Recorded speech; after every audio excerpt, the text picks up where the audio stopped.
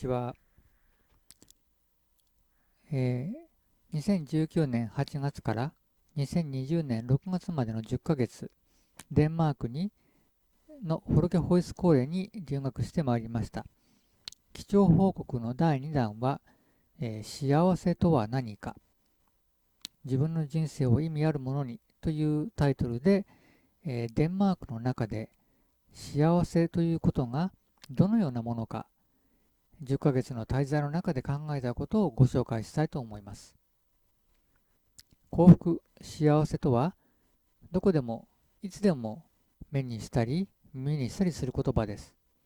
これが福祉国家であるデンマークでは、それをどのように捉えているのか、とても興味深いところです。人によって様々である幸福、漠然としていてなかなか言葉では表現しにくい幸福。私はデンマークの滞在中、いろいろと考えていった結果、デンマークの方が意識しているかどうかは分かりませんが、目の前に人生といういわば絵巻物を広げておき、そこに意味のある物語を書いていくこと、それを幸福と捉えているんじゃないかなと思い至りました。デンマークの人々と接していてまず感じることは平等、1対1の場合は対等ということですが、その感覚でした。お互いに身分の違いというものがなく、違うのは役割であるという意識、これがとても新鮮に感じました。日本ではいくら対等といっても、目上、目下といった身分の違いを意識しながらお付き合いすることがほとんどです。これは縦の関係を生むものです。日本には無礼講という言葉があります。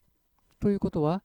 常に上下関係を意識しているということを示していると思います。これに対してデンマークではほとんど敬語もありませんし、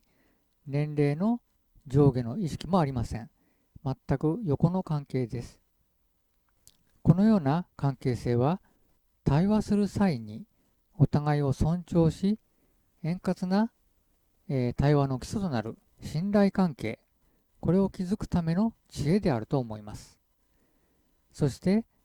信頼関係が良いコミュニティを作り、その中で互いに支え合いながら各自が自分の人生を意味あるものにしていく、それが幸福へとつながっていくのだというふうに思いました。この平等の意識から幸福までの道筋を今回はいくつかの側面から掘り下げてみたいと思います。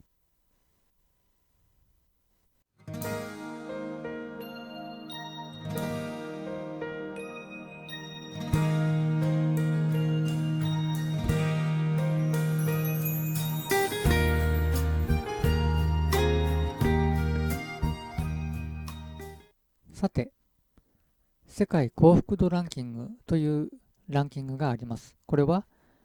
国連の持続可能開発ソリューションネットワークというところが毎年各国の GDP、社会的なサポート、健康、自由度、寛容さ、そして腐敗の度合いなどから算出して、発表しているランキングです。幸福の定義は国ごとに様々な事情を含みますので、正確な比較検討はなかなかできませんけれども、目安としてこのグラフのように、この18年間、デンマークはほぼ首位を保っているのに対し、日本は大きく順位を落としているのがわかります。その理由について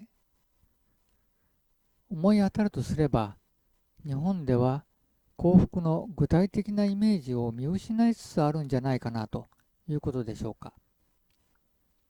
実は私がデンマークに留学した目的、これは個人の尊厳を守るとはということなんですけれども、これも日本ではよく、耳にする言葉ではあるものの、具体的な、もしくは実際的なイメージが今一つ分かりにくいということがありました。幸福ということについても、これと同じようなことではないかなと、この時は思いました。デンマークに滞在中、いろいろと考えていくうちに分かってきたんですけれども、幸福も、それから私の問題としていた尊厳という言葉、これもお互いに深く密接に関係していました。そして実はこの他に行動、責任、信頼などといった複数のキーワードが集まってきて、最終的には、民主主義、デモクラシーを作っているというところまで行くことが分かりました。民主主義というとちょっと硬い言葉に感じますけれども、ここでは、みんなのことはみんなで決める、そういった姿勢とか態度、これを、民主主義と呼ぶと、このぐらいの意味合いで用いることにします。とにかく、幸福ということを他のキーワードと合わせて誰もが自分のこととして落とし込める方針、そういったものをデンマークは持っているんじゃないかなということに気づきました。その結果、デンマークは、自分の幸福度を評価しやすい国になったのではないかというふうに思います。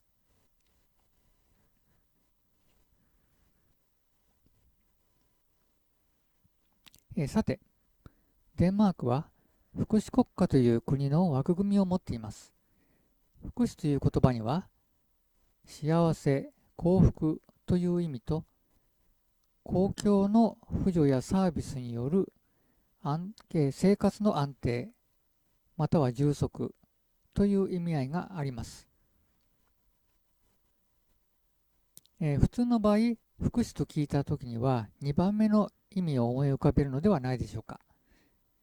デンマークでは、福祉国家として、つまり国の義務として国民の生存のため、最低生活水準を保障し、公的扶助としての福祉システム、これが、大変充実しています。しかし、特徴的なのは、デンマークではそのために第一の意味、つまり幸せ、幸福を国民全員のものとして、いわば定義し、それに向けて公的扶助を実践するという目的のはっきりしたシステムであるということです。ここに幸福の定義というものが存在して、その背景を、探ることになるんですが、そのためにはデンマークの福祉の歴史を紐解いてみなければなりませんでした。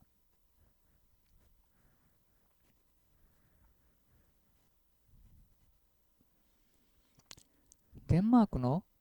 福祉の仕組み、福祉モデルと言いますけど、これは普遍主義的福祉国家モデルと言われるものです。普遍主義と言いますのは、すべての人を漏れなく救うというような意味合いです。これを調べていこうと思っていましたとこ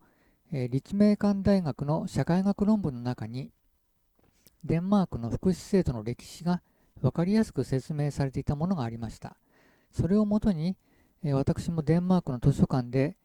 調べた文献と合わせてご説明していきたいと思います。まず、17世紀に始まったヨーロッパの市民革命。これは、市民が自由、平等、権利、これを獲得しようとする動きでした。それまでは厳しい階級制度があったわけです。そして伝統的に自助の原則というのが一般的でした。これは自分の自由、平等、権利は自分で守りなさいということです。しかし、突然事故とか病気とかそういったことで生活が立ち行かなくなる人もいたと思われます。そういった人を救う公的な手段はまだなかったということになります。18世紀の初頭、給品法という法律ができました。これが制定されますと、地方公務員の監察官が、貧者、貧しい人を価値ある貧者と価値のない貧者に選別し、救済を行いました。で、地方政府が救済する市民というのは、この時点で、公民権、つまり、選挙権ですとか公職に就く権利、これを失って、当時として、は女性や使用人と同じように二級市民としての扱いを受けることになりました。さらに、懲罰的な強制労働、それが無償ですね、無償の強制労働を強いられ、しかもその救済される金額というのは地方の公務員の裁量で決めることができたということです。で、最初のこの法律からどのようにして、国が責任を持って国民の生活を保障する、そういうところまでいったのか、ポイントはですね、私が思うに、価値ある貧者という言葉の価値という部分です。ここですね。はい。で、産業革命を経まして1848年、デンマークは市民革命のまたうねりを迎えまして、絶対君主制から立憲君主制に移行しました。つまり憲法を定めて議会が法律を作っていくという仕組みです。で、産業革命を経まして、雇用の形態に、変化が出て、雇用者という、雇用形態が生まれてきたもんで、それで失業ということも社会問題になってきました。そういった中での、移行となります。さらに1891年、老齢年金制度というのができてきました。これは、それまで生産的な機能を果たしたとみなされる高齢者、この人たちは、価値ある貧者というふうにみなされる。さらに、懲罰的な強制労働には適さないという議論が高まった結果出てきたものと言われています。そして、1907年、失業保険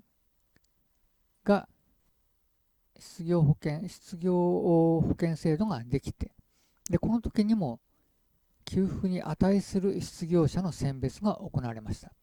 つまり価値ある失業者と価値のない失業者がやはり選別されたということになります。はい、そして、それから20世紀の前半にかけて、社会的な弱者、慢性疾患であるとか障害者であるとか、高齢者、子ども、そういった方々を支援するための医療保険制度や、自己保険、失業給付、そういったものが、仕組みも作られ始めました。いずれにしても労働の提供をもって正当化されるという制度でありました。1930年代、世界恐慌が起きまして、社会全体が不況になってまいりますと、社会民主主義勢力というのが強まってまいります。そして、市民の生存のために最低生活の保障するのは国の義務であると、そういう議論が高まってきます。で、この頃からデンマークは自助の原則、選別的な、救済からだんだん、漏れなく救済という普遍主義に、転換していくということになりました。第二次大戦後、高度成長の時代に入ります。これに乗ってデンマークの福祉国家政策は大幅に進められました。失業保険制度は非常に寛容となり、公的扶助はついに価値ある貧者と価値のない貧者の選別を廃止し、給品法からは、完全に離れたということになります。そして例えば、難病の子を持つ親などの特別なニーズに対しては給付の水準を引き上げるとか、それから1960年リハビリテーション法ができて、社会復帰を促すような取り組みもするとか、そういったことが進められてきました。でこういった方針は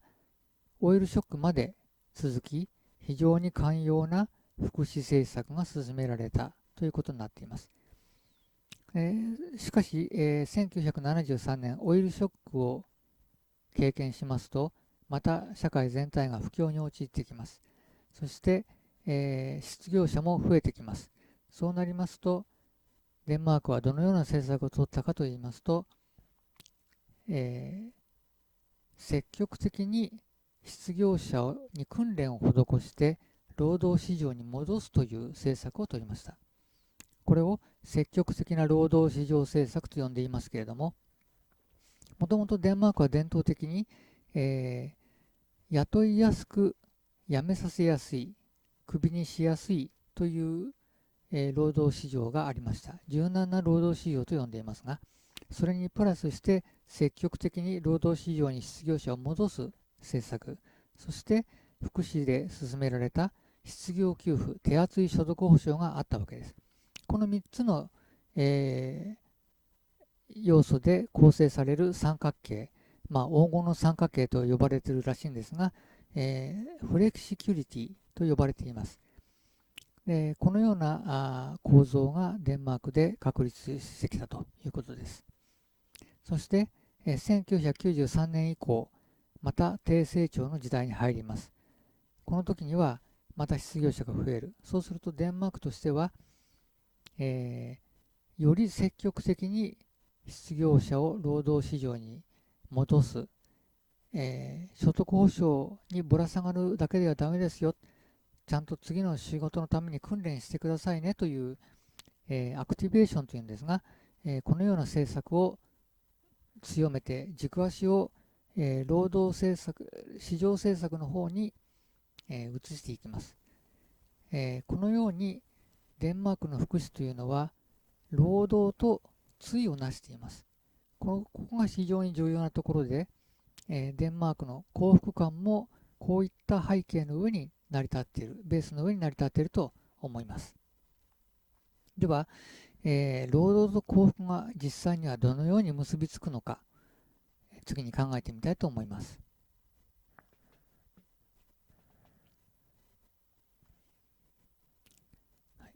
留学の最初の頃ですね、授業で先生が言っていました。デンマークは福祉先進国と言われますけれども、決してパラダイスじゃありませんよ。これがとても印象的でした。で、先に述べましたように、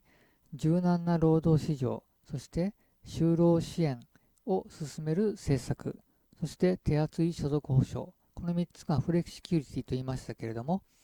これを維持するためには、それなりにかなりの努力が必要なんだろうなということを、考えさせられます。具体的にはですね、所得保障の財源となる高額の税金、これを支払い続けなければなりません。また、容易に解雇されることへの精神的な負担もあります。いくら就職しやすいと言っても、辞めさせられやすいという性質もあるものですから、その時の精神的な負担は決して軽いものではないと思います。それから学生の就労に対するプレッシャーも、これは私はあるんじゃないかと感じました。つまり、国がいくら世話してくれるとはいえ、所得保障にぶら下がりっぱなしになってしまう、そういった状況に陥ってはいけないというプレッシャーがあるわけですね。はい、そして、抗うつ剤、精神安定剤の世界の消費量が世界トップクラスである。なんでそうかっていうことはあるんですが、いろいろなやっぱりストレスがあるんじゃないかということと、もう一つは、これはですね、地理的なことですけれども、デンマークは冬の間は日の差す時間が非常に減ります。朝9時頃はやっと明るくなって4時頃にはもう暗くなっちゃいますので、太陽の光を浴びる時間が非常に短い。そうすると、体内で作られるビタミン D が少なくなって、これが精神的に影響を及ぼしているという、話を多くの方が話していました。いずれにしても、この精神安定剤の消費量が世界トップクラスであるという問題はあるわけです。そして、さらに孤独を感じる若者と高齢者がいるという社会的な問題があります。そして、離婚率も高いです。そして、家賃が高く、現在政策的なものかもしれませんが、家賃が高くて、アパート借りれない人もいる。そしてさらにホームレスの方もいらっしゃるんですね。私も、授業の中で、オーフスの町に行ってホームレスの方に話を聞くという体験をしてきましたけれども、実際にこれは社会的な問題になっているわけです。はい、で、こういった中で市民がどうして自分たちの幸福感を評価できるのだろうかと、やっぱり疑問を抱かざるを得ないものがありました。これだけもしくはこれ以上に課題を抱えつつ自分が幸福であるんだと評価するには、労働なくして幸福はないという国の構造を維持するために一人一人の姿勢が幸福につながるという何かがあるんじゃないかなと思うわけです。でそれがどうやらデモクラシー、民主主義ということなんですね。やっぱり民主主義と言いますと固い言葉で、理論的とか理想的な感じを受けるんですけれども、デンマークのデモクラシーという言葉はですね、生活態度と言えるような非常に身近な言葉です。でその根底には一番最初に述べましたように、人生という絵巻物に意味のある物語を描いていく、そういったような一人一人の、個人にとって具体的な行動をするための動機づけがあるように思います。自分が意味のある人生を全うすることが幸福である。それは平等とか信頼とか寛容、行動、責任、そういったような言葉を含み、それが合わさってデモクラシーという日常の姿勢になる、どうもそういう流れになっていると思いました。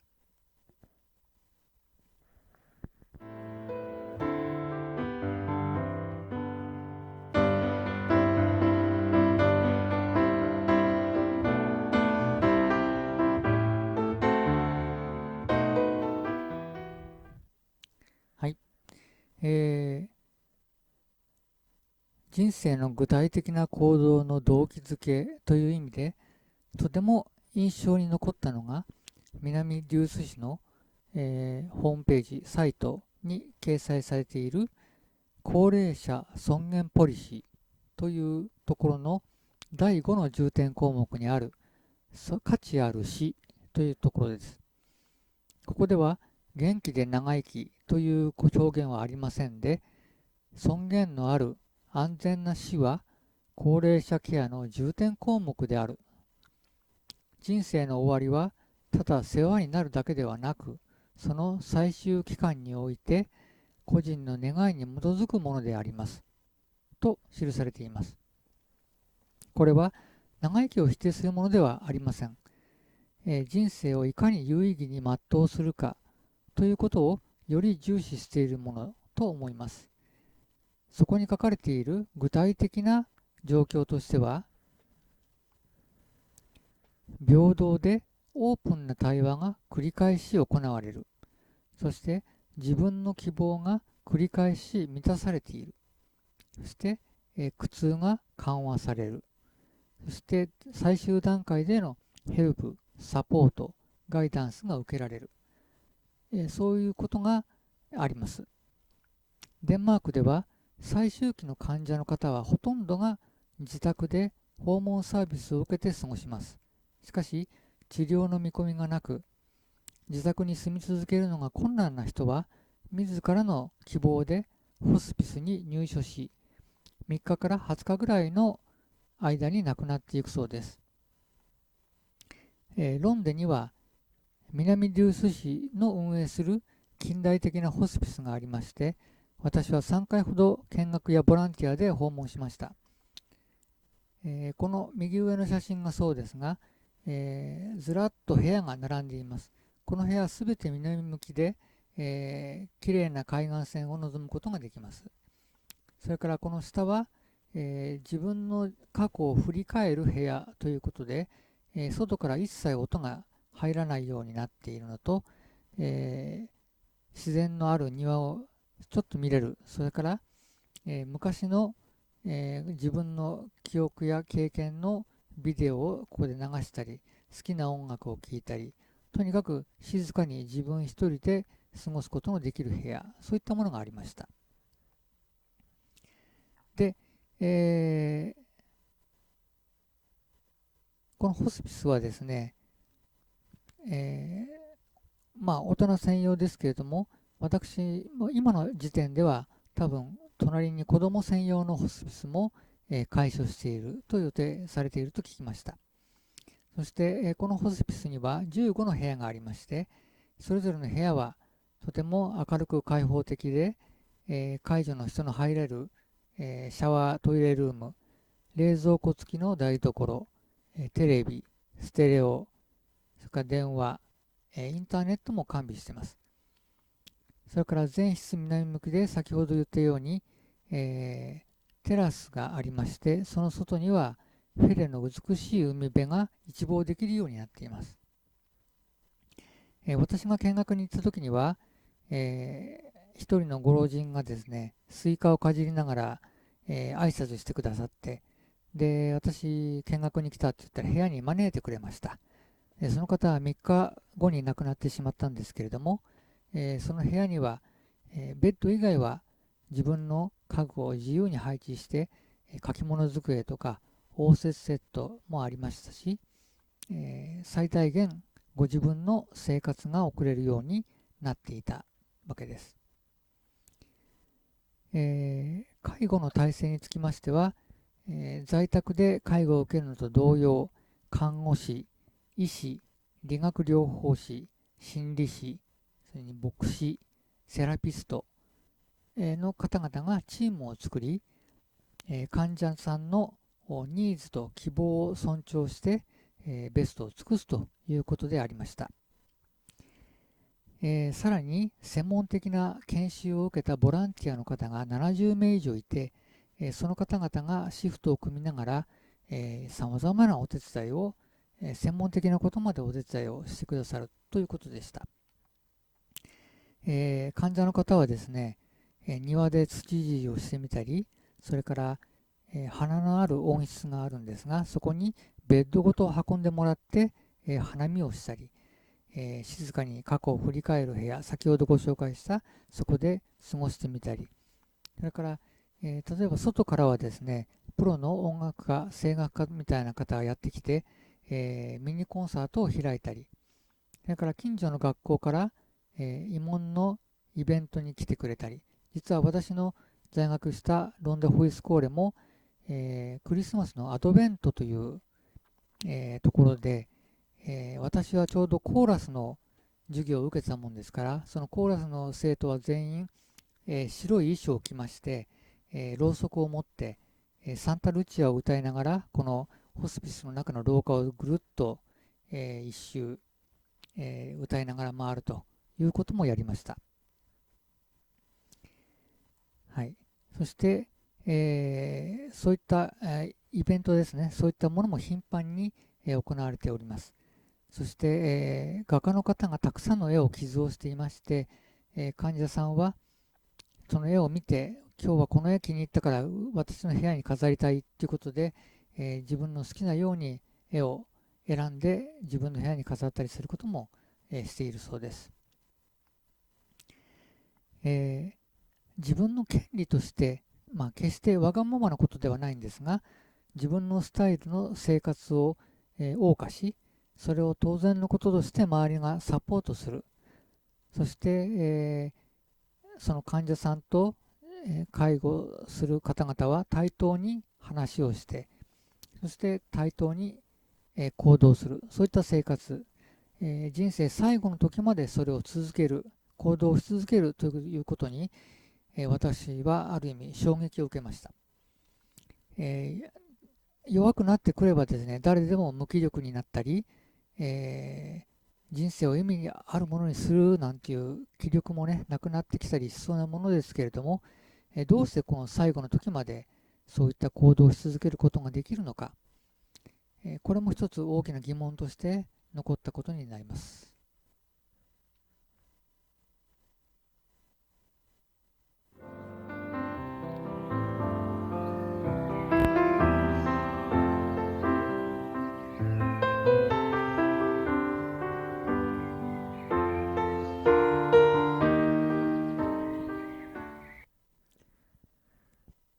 はい、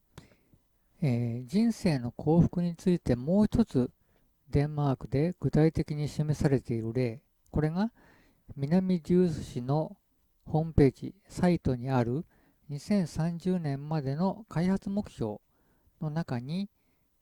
ありました。重点分野の一つにバランスの取れた日常生活というのがありますが、そこにはですね、人生を通して、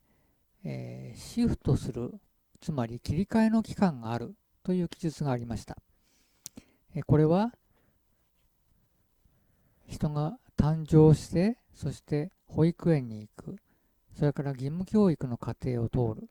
そして専門教育を受けて、労働者として労働市場に入る、そして、何度か転職をする、そして生活条件の変化、高齢になったり、いろいろな生活条件が変化していく、そういった、切り替わりの時期があるんですよということが書いてあります。で、この時に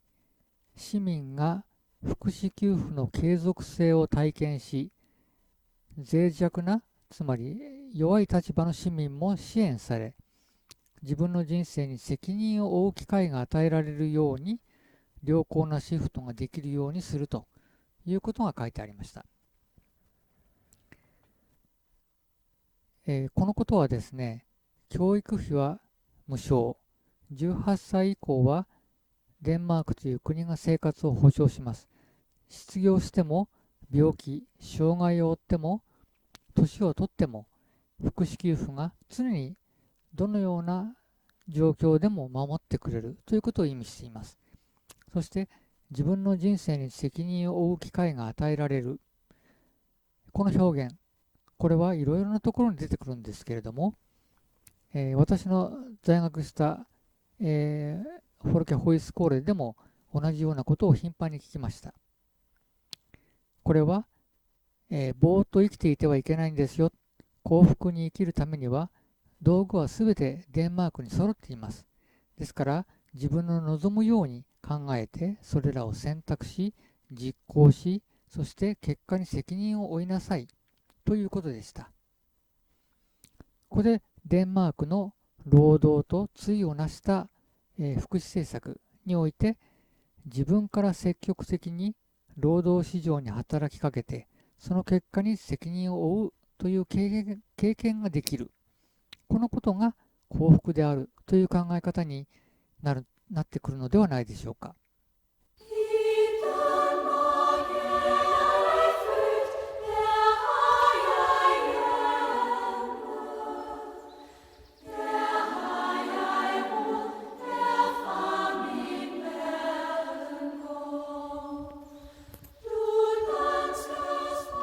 はい、幸福の国デンマークを紹介するといったテレビ番組で、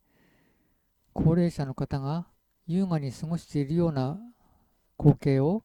見ることがありますけれども、福祉の歴史を振り返った後でこういった場面を考えてみますと、どうやらそれは自分が価値ある高齢者であるという自負を持っている方々ではないのかなというふうに思うようになりました。現在のデンマークは確かにどのような貧困者であっても生活に困らないような給付がありますし、現役の方々は老後の心配をせずに、税率は高いですけれども、日々を謳歌することができます。また、子育ては18歳で終わります。それ以降は国の責任で教育就労へと進んでいきます。そういった意味では、とても安心できる、安心して暮らせる社会であるということが言えると思います。しかし、ところどころに出てくる価値あるという言葉、これは給品法から歴史の中で引き継がれているように思いますけれども、実は誰もが価値ある人でなければならないという厳しい価値観なのかもしれません。さっきのデンマークはパラダイスではないという言葉もこんな価値観が影響しているのかもしれません。そしてこれを否定的な表現で記したものとしてヤンテの掟というものがあり、また肯定的な表現としてあるのが自分の人生に責任を負う機会が与えられるではないかなと思います。ヤンテの掟と言いますのは、一言で言いますと、自分は特別な人間じゃないんだよと、自分を特別な人間と思ってはいけないというようなことが、10項目にわたって書いてある文章です。戒律です。自分だけが価値ある人ではなくて、皆が価値あるということを戒めているように思います。私が問題提起としていたキーワード、尊厳という言葉は、デンマーク語でビアリヘルと言いますけれども、これはまさに価値という意味なんですね。で、日本でも自己啓発とか精進する、自己研鑽する、そういった自分を高めるということは大切です。デンマークと歴史は異なっておりますけれども、自分を高めるということはデンマークの価値観にも通じるものがあるんじゃないかなと思います。つまり、誰もが精進する社会、これは日本でもデンマークでも幸福につながっていくのではないかなということです。先に日本では幸福のイメージが見失われつつあるのではないかと述べました。しかし、自分で考えたことを行動に移し、その結果を良くも悪くも引き受けるという経験、これは幸福につながるというデンマーク流の考え方は、日本でも十分に、幸福のイメージとしてあり得るのではないかと思います。しかし、一方で日本では、他人との比較が重視されるという文化もあります。特に、身分を意識するという伝統もあります。その中では自分で考え、自分で行動に移すということが難しいこともままあると思います。そういったところで次のキーワードが一つ出てきました。デンマークで学んだもう一つのことは多様性を認めるということです。平たく言えば他人と比較しないということです。自分や自分たちの共通の目的に対して直接困るようなことでない限り他人の行動をとやかく言うことはありません。他人の意見は賛成反対はひとまず置いておいてそのまままずは受け止めます。ここには上下関係の意識は全くありません。もし自分の意見が常に他の人や他の意見と比較され判断されると思えば、おそらく誰もが納得するような意見を言わねばならないと思うでしょうけれども、どんな意見であれ、まずその結果がどうであれ、誰もがそれを受け止めてくれると思えば、自分の考えを言うことに抵抗はなくなると思います。ただ、大事なことは、自分がきちんと考えたものであること、つまりその考えに至った理由があること、そして最終的にその考えがどのような結果になろうとも自分がそれを引き受けるという姿勢が重要です。それがあればこそ誰もがそれを尊重し得るわけです。それが自分の行動に責任を負うという機会になるわけです。私はこの考え方に触れたときに、日本の寛容と謙虚という言葉を思い出しました。日本では広い心を持って異なる意見を受け止める寛容さが大切だと言われます。また、自分の思いを主張しない謙虚さを美徳とする傾向もあります。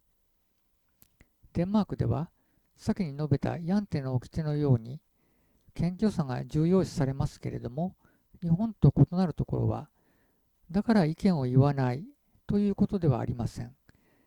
平等な立場で意見を述べ、誰もがそれを受け止めるということです。ここのところ、謙虚さと寛容さが表と裏の関係になっているような感じを受けました。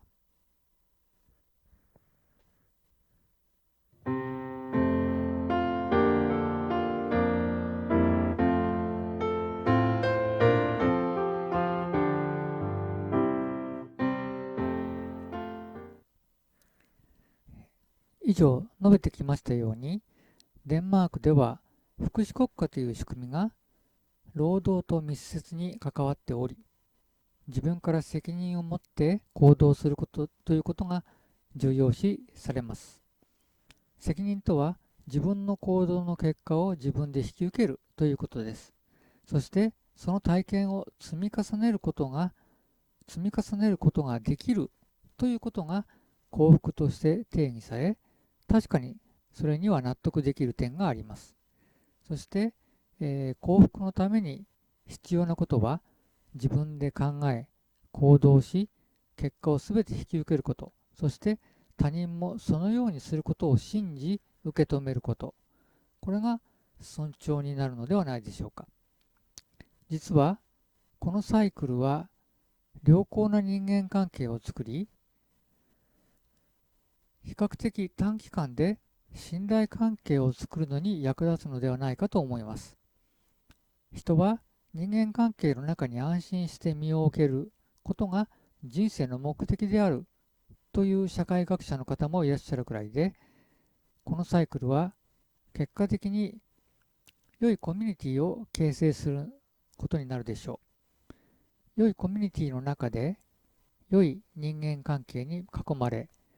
自分で自由に考え行動して結果に責任を負うことができる。この時、人は人生は意味あるものだと感じるのではないでしょうか。そしてこのようなコミュニティの原動力が実は民主主義であるということを今回の留学で学びました。つまり民主主義という考え方、その日常が国民の幸福を追求する仕組みそのものだったということです。こういった話が日本の文化とは違うんだよというのは簡単だと思います。